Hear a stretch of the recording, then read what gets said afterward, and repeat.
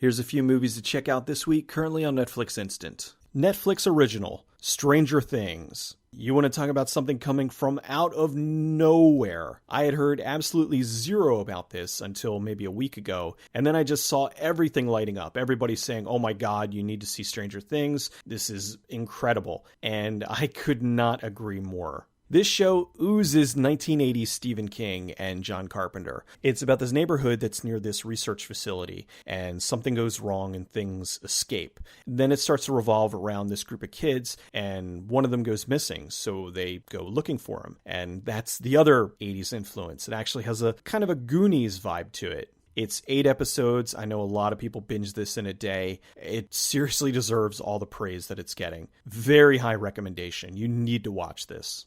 Thriller, Nick of Time. A lot of people don't realize it now, but there was a time when Johnny Depp was not a huge headliner. This was a movie that was cool, but it flopped theatrically. It's kind of sad because the concept was cool, the execution was very good, and it's got a great cast. Johnny Depp's this guy who gets abducted, and he's forced into this plot where he has to kill a politician, or the people who abducted him are going to kill his daughter. The gimmick of the movie was that everything took place in real time. And so it was tense because you knew, all right, well, he's got 90 minutes that he has to kill this politician or figure things out, or they're going to kill his daughter. And so as the movie's progressing and it's ticking down, you know that shit's getting more and more serious. A very well put together thriller that definitely deserves more attention.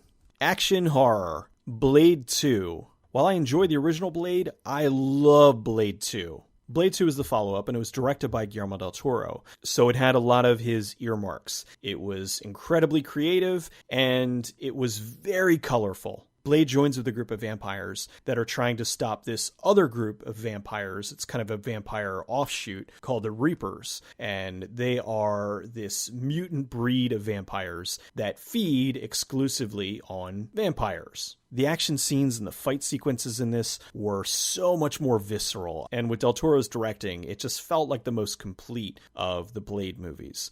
Let's never talk about Blade Trinity. Comedy, Spies Like Us.